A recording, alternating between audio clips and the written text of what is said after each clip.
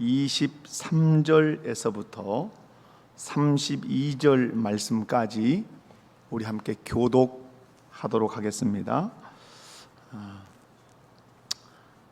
고린도전서 11장 23절 제가 먼저 읽습니다. 내가 너희에게 전한 것은 주께 받은 것이니 곧 주 예수께서 잡히시던 밤에 떡을 가지사 축사하시고 떼어 이르시되 이것은 너희를 위하는 내 몸이니 이것을 행하여 나를 기념하라 하시고 식후에 또한 그와 같이 잔을 가지시고 이르시되 이 잔은 내 피로 세운 새 언약이니 이것을 행하여 마실 때마다 나를 기념하라 하셨으니 너희가 이 떡을 먹으며 이 잔을 마실 때마다 주의 죽으심을 그가 오실 때까지 전하는 것이니라.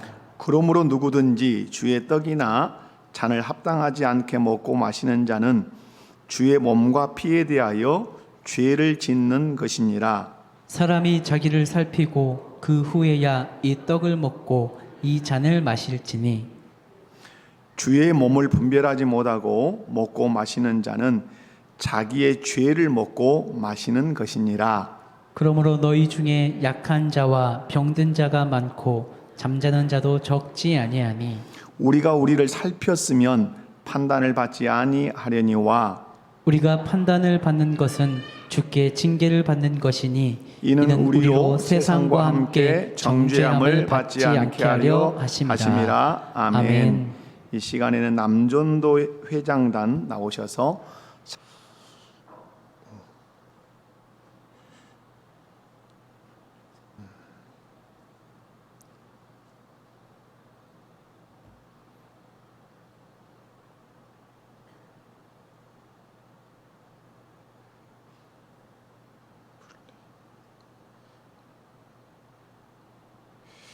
잠깐만요.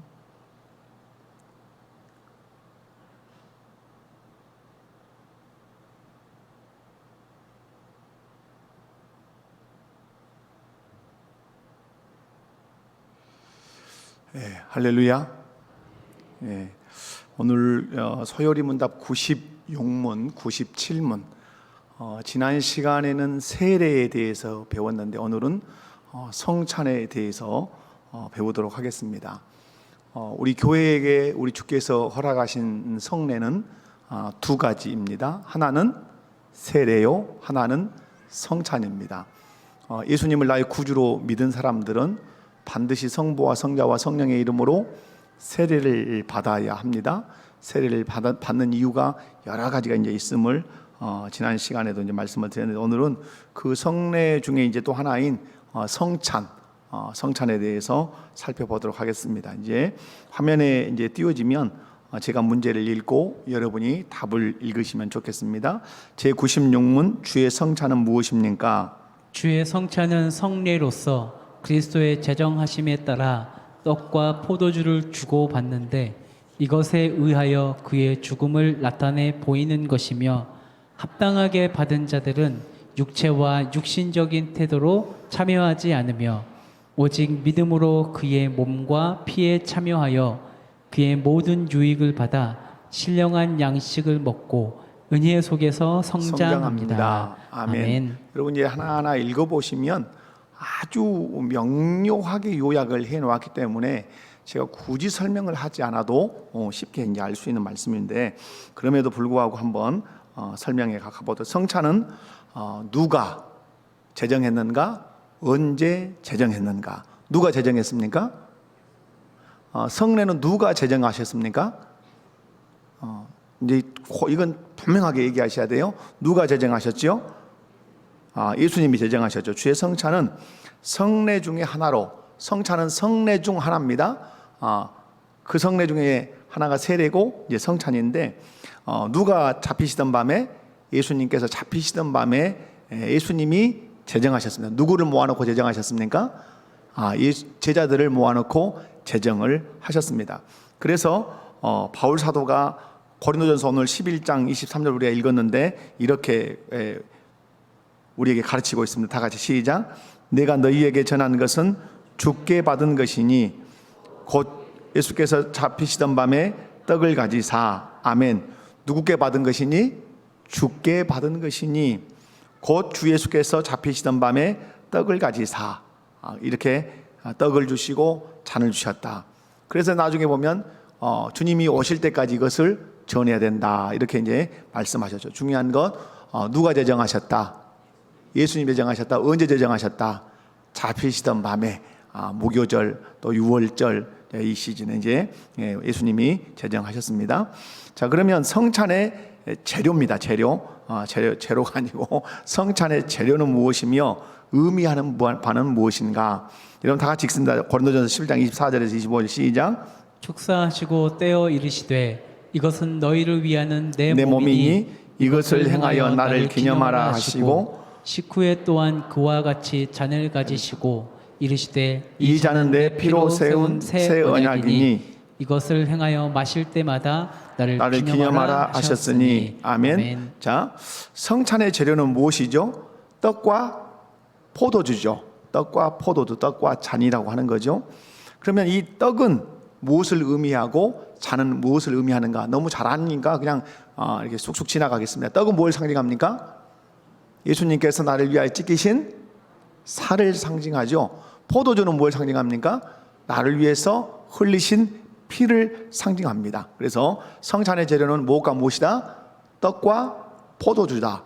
떡은 예수님의 살을 상징하고 포도주는 예수님의 피를 상징한다. 자, 세 번째, 성찬에 참여할 때 어떤 자세로 참여해야 하는가? 어떤 자세로 참여해야 되죠?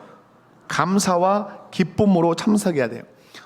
저는 엄청 기뻐하지 못하도록 성찬을 집례했던 것 같아요. 과거에. 지금 제가 이제 우리 목포 와서는 부임하면서는 이제 그렇게 하지 않으려고 더 많이 애를 쓰는데요. 여러분 성찬식 하면 막 그 마음을 무겁게 하고 울어야 되고 이제 이런 쪽으로만 우리가 많이 생각을 한단 말이에요. 그러나 성찬은 그런 의미도 없지 않아 있겠지만 그보다 더 큰 의미는 기뻐 뛰는 날입니다. 성찬을 할 때는 어떻게 된다고요? 기뻐 뛰어야 하는 거예요. 왜 그러는가? 이게 어디서 이 성찬 예식이 구약이 어디서 기원을 하죠? 유월절 기원한단 말이에요. 이스라엘 백성들이 애굽에서 430년 동안 종살이를 하다가 그 애굽에서 벗어날 때 양을 잡아서 그 양의 피를 문지방과 문설주에 다 바르라고 그러죠. 믿음으로 바르는 거죠. 바르면 죽음의 천사가 다 넘어갔죠. 그래서 그 사람들만 살았죠. 그래서 6월 넘어간다는 뜻 아니에요? 그래서 그들만 살아서 그들이 애굽에서 벗어나게 됐죠.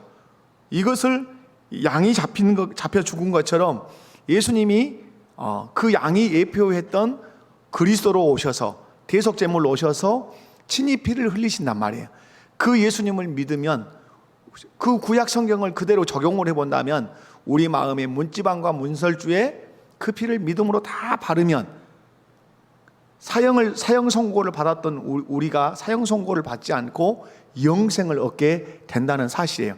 그러면 이스라엘 백성들이 양을 잡아서 문지방과 문설주에 피를 발라서 죽음의 천사가 넘어가고 그 다음에 애굽에서 구원을 받았다면 그들은 우울하고 찡찡하고 죽겠네, 마음이 무겁네, 양이 죽어서 슬프네 이럴까요?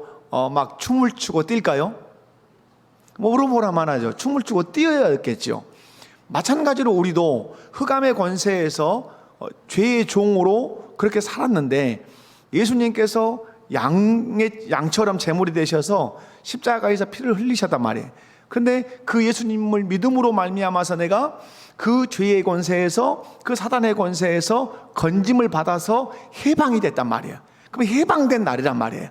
내가 죄의 권세에서 흑암의 권세에서 해방된 날이에요. 그 해방된 날을 기념하는 애식이 어떤 애식이에요? 성찬 애식이라 이 말이에요. 그러면 이 성찬 애식 때 우리가 우울하고 슬프고 마음을 무겁게 해야 되느냐? 왜 우리 마음이 무겁죠? 그게 아주 잘못됐다는 얘기 아니에요. 왜 우리 마음이 성찬식의 마음이 무거운가? 어디에만 집중하기 때문에 그럴까요? 예수 그리스도께서 십자가에 죽으셨다에만 집중하니까 우리 마음이 어둡고 우울하고 너무 예수님께 죄송하고 그리고 예수님이 그렇게 해주셨는데 맨날 죄만 짓는 것 같으니까 내가 송구해서 어쩔 줄 모르는 거예요. 거기에 매여 있으니까 성찬식이 우울한 성찬식이 되고 즐겁지 않고 죄송한 성찬식이 되는 거예요. 그러나 여러분, 성찬은 그러지 않습니다. 그 예수님의 그 살과 피 찢기심과 흘리심을 우리가 믿음으로 받아들일 때 우리가 죄의 속박에서 흑암의 권세에서 건짐을 받아서 그의 사랑의 아들의 나라에 들어간 날이란 말이에요. 아멘. 해방된 날이란 말이에요. 그러면 우리는 그 성찬을 통해서 주님의 죽으심으로 인해서 내가 죄에서 해방되었음을 생각하고 그 주님께 감사하고, 할렐루야, 그리고 내가 기뻐하는 성찬식이 되어야 된단 말이에요. 그래서 이후에 여러분이 성찬식을 참여할 때는 참여하기 전에 주님의 죽으심을 깊이 묵상을 하시고 또 나오셔도 묵상을 하셔야 되지만, 그래서 주님께 감사의 표현도 있어야 되고, 물론 말씀대로 살지 못하는 것에 대해서 죄송해서 슬퍼함도 있어야 돼요. 그래서 슬퍼함에 머무르면 안 되고 이 슬퍼함을 마무리하고 어디로 넘어가야 되죠? 감사, 기쁨, 감격으로 넘어가야 된단 말이에요. 믿으십니까? 예, 그래서 성찬에 참여할 때 어떤 자세로 참여해야 되는가? 어떤 자세로 참여해야 돼요? 감사와 기쁨으로 참여해야 돼요. 누구에게 감사해야 돼요? 성부 하나님께, 성자 예수님께, 성령 하나님께 감사하셔야 돼요. 특별히 성자 예수님께 감사하셔야 돼요. 아멘. 그리고 기뻐해야 돼요.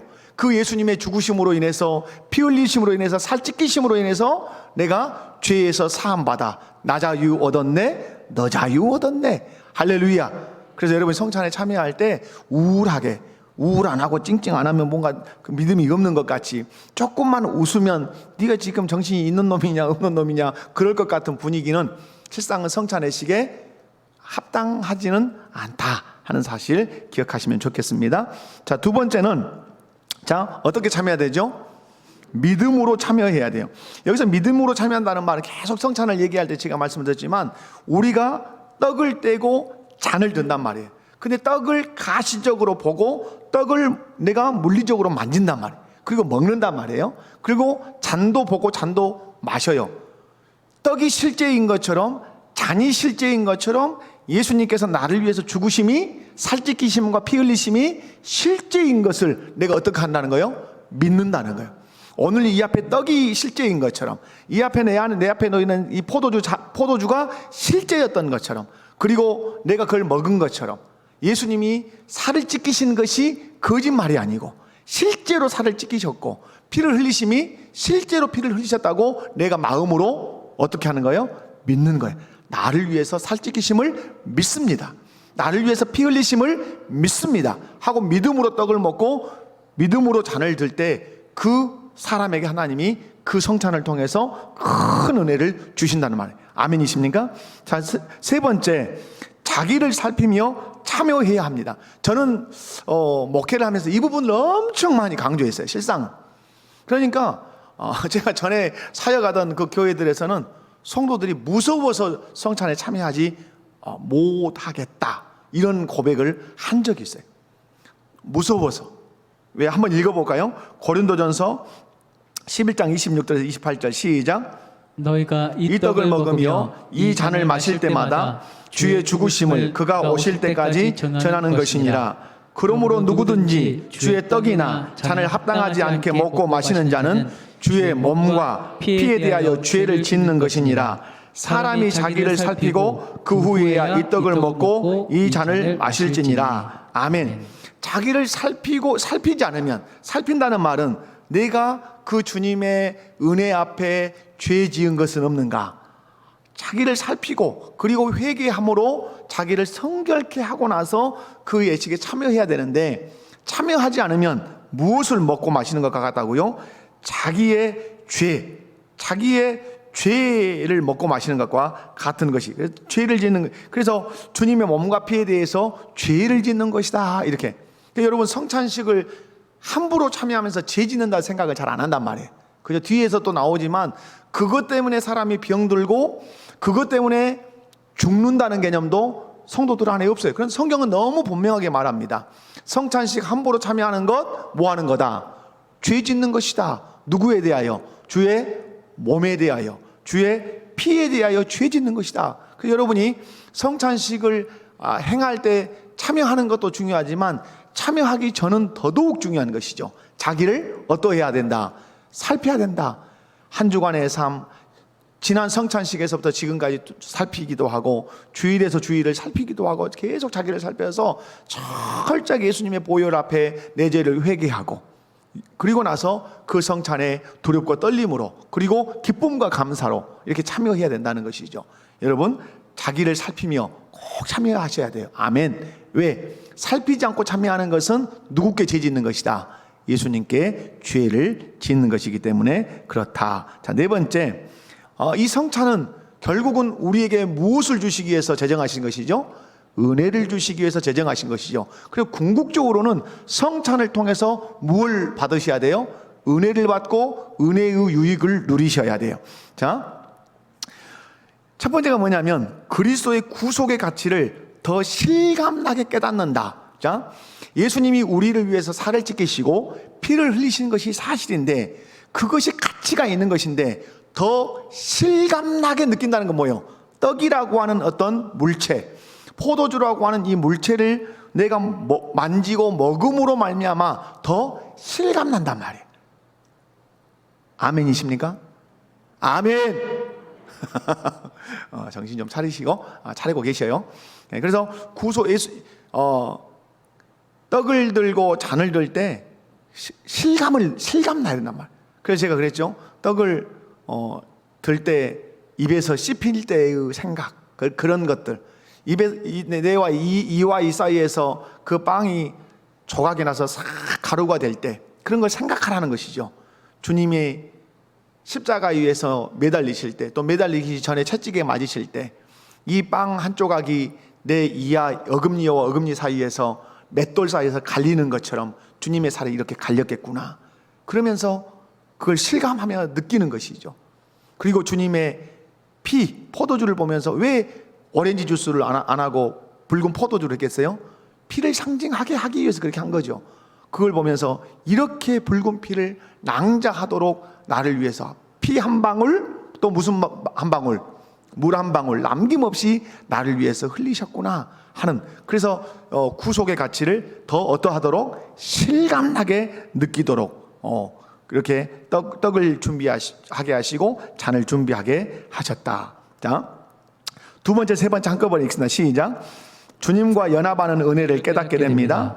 우리에게 영적인 생명과 영양을 공급합니다. 연합하는 은혜를 깨닫게 된다 말은 뭐냐면, 여러분 우리가 밥을 먹으면 내 몸에 들어와서 그게 피와 살이 되는 것 같이 주님이 제정하신 이 성찬을 통해서 떡을 먹고 잔을 먹으면 그 떡과 잔이 내 몸에 들어와서 내 몸이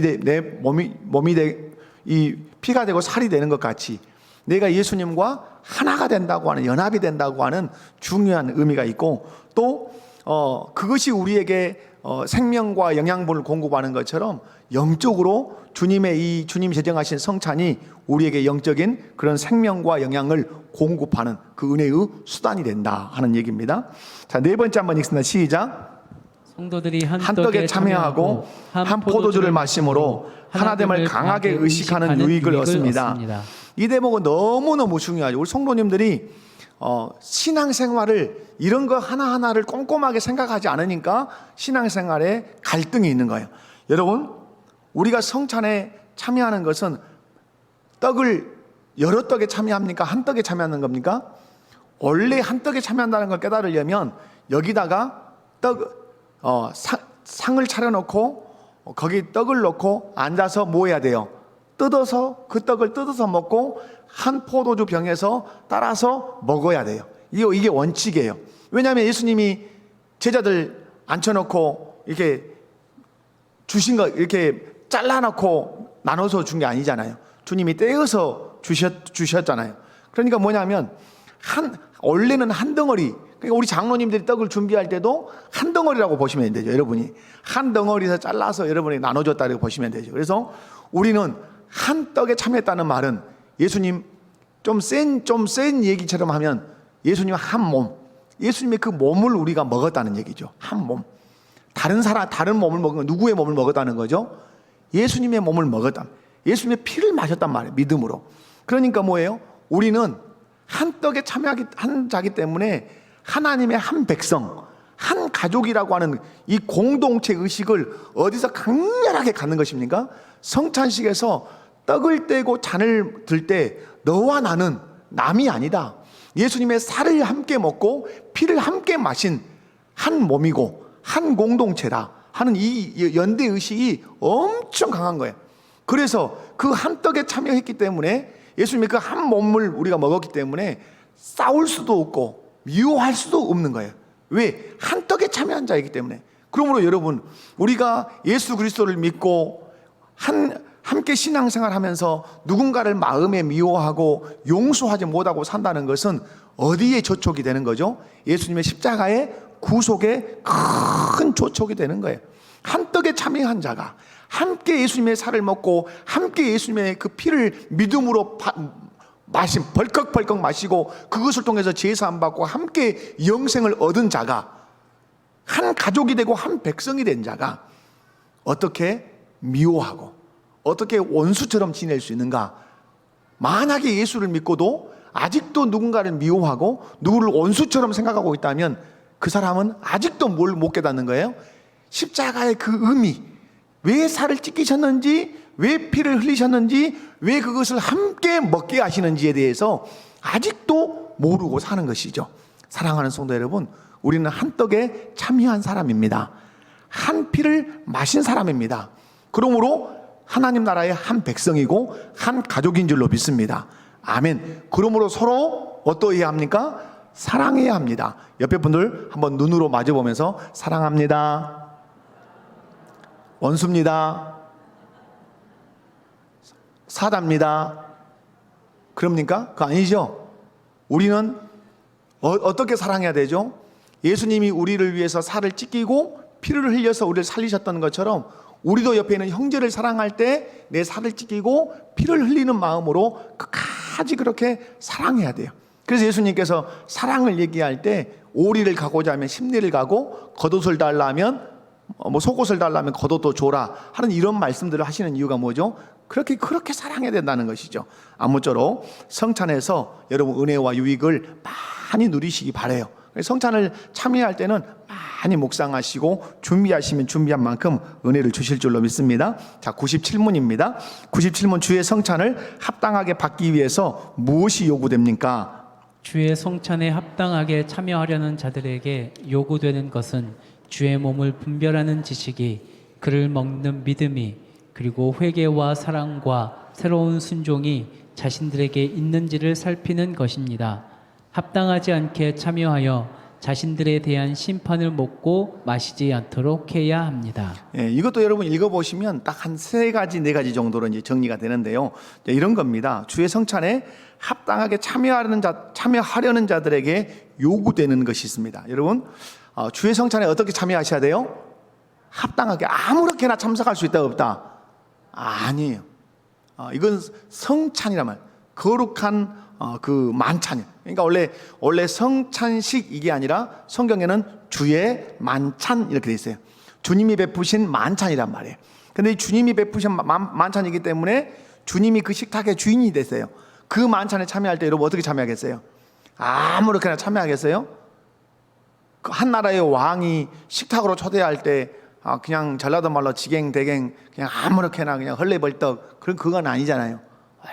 얼마나 마음의 준비, 태도의 준비를 하겠어요. 어떻게 참여해야 되느냐 하는 거죠. 자, 어떤 지식이 있어야 돼요? 주의 몸을 분별하는 지식이 있어야 돼요. 오늘 내가 떼는 떡은 무엇이다? 주님의 몸을 내가 상징하는 그 떡을 떼는 것이다. 그걸 생각해야 된단 말이에요.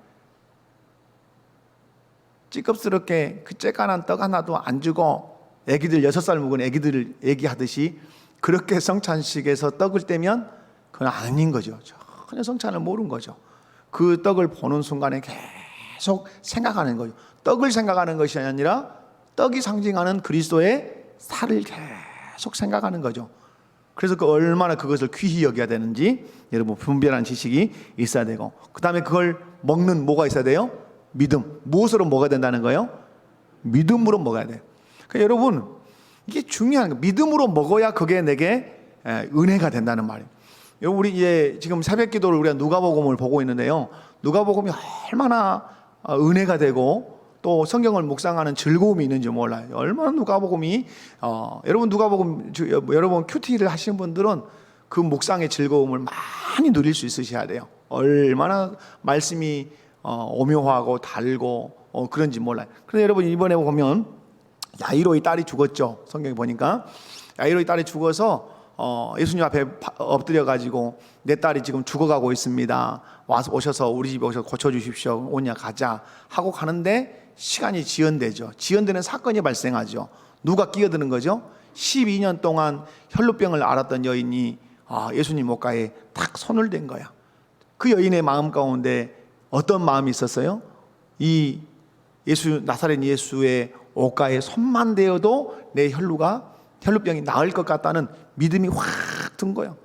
그래서 부정한 여인임에도 불구하고 뒤로 가서 딱 손을 댄 거예요. 어느 누구도 이 여인이 손을 대는지 의식도 할 수 없어요. 그런데 예수님이 씩씩하게 길을 걸어가시는데 구름대 같은 사람들을 몰고 막 가시는데 예수님 딱 서니까 모든 사람이 서야 되고, 주님이 서서 시선을 두니까 사람들이 말을 멈춰야 되고, 그때 예수님이 큰 소리로 말씀하죠. 누가 내 몸에 손을 대었느냐 이렇게 물어보시죠. 그러니까 늘 나서기 좋아하는 베드로가 탁 나서가지고 주님, 보시면 모르십니까? 사람이 이렇게 많아가지고 지금 지하철역에서 밀듯이 막 이렇게 가는데 예수님 몸에 손댄 사람이 한둘이겠소. 참 예수님 참 깝깝하십니다. 이런 얘기예요. 아니야, 믿음으로 손댄 사람이 한 사람이 있어. 이 얘기 하시는 거예요. 믿음으로, 너희들은 내게 손을 댔지만 믿음으로 된 건 아니고 그냥 밀리니까 안 넘어지려고 이런 식으로 손을 댔을지 모르지만 유일하게 한 사람이 나를 믿고 내 능력을 믿고 믿음으로 손을 댄 사람이 있어. 그래서 내 몸에서 능력이 나간 것을 내가 알고 있어. 그렇게 하고 있을 때 그 여인이 그 말씀을 듣고 두려워서 예수님 앞으로 와서 두려워하면서 그 자초지종을 얘기하죠. 나는 12년 동안 하혈을 하면서 살았습니다. 전대로, 아산병원으로, 서울대로, 연대로 다 다녔는데 그 어떤 병원에서도 나를 고칠 수 없었습니다.